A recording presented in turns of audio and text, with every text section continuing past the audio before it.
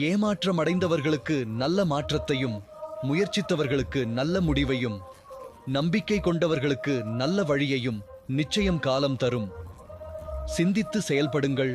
உனது நிலை எது என்பதை முதலில் தெரிந்து கொள்.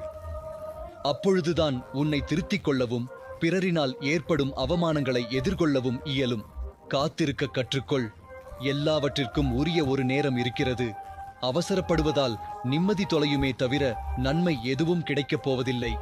உனக்கு நடப்பவை எதுவாயினும் அதை அனுபவமாக்கி அதிலிருந்து கற்றுக்கொண்டு முன்னேறி செல்.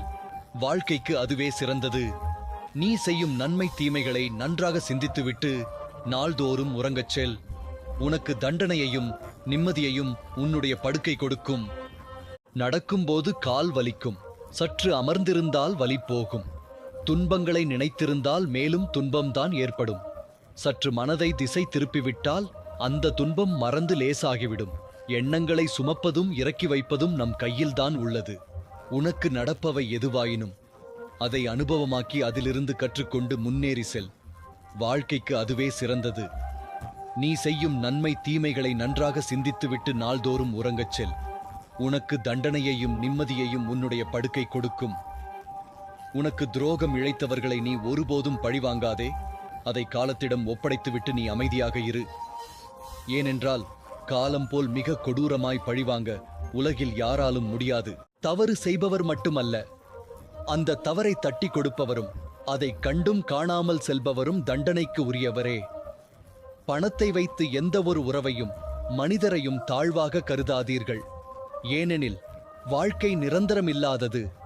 நொடியில் அனைத்தும் மாறிவிடும். இழந்ததை நினைத்து வருந்தாதே. இறை நம்பிக்கை இருக்கும்போது நீ எதை இழந்தாலும் அது வேறொரு வடிவில் உன்னை தேடி வரும். யாரையும் திட்டாதே, சாபமிடாதே, கெடுதல் நினைக்காதே. நீ எதை செய்கிறாயோ அதுவே உன்னென வந்து சேரும். நீ மனம் வருந்தினாலே போதும், உனக்கு பாதிப்பை தந்தவர்களுக்கான தண்டனை கிடைத்தே தீரும். நீங்கள் நீங்களாக வாழ நினைத்தால் மகிழ்ச்சிக்கு எல்லை இல்லை.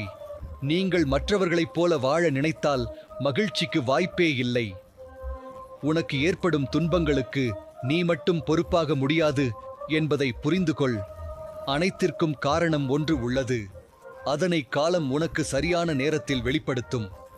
எனக்கு ஒன்றும் நடக்கவில்லை, எனக்கு மட்டும் ஏன் இவ்வாறு நடக்கிறது என்ற வார்த்தைகள் உனக்கு மட்டுமல்ல, அனைவருக்கும் உண்டு.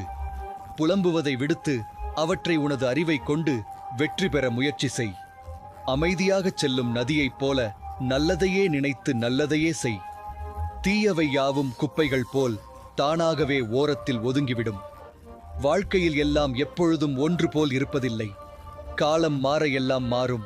அதற்கு நம்மை நாம் பக்குவப்படுத்திக் கொள்ள வேண்டும்.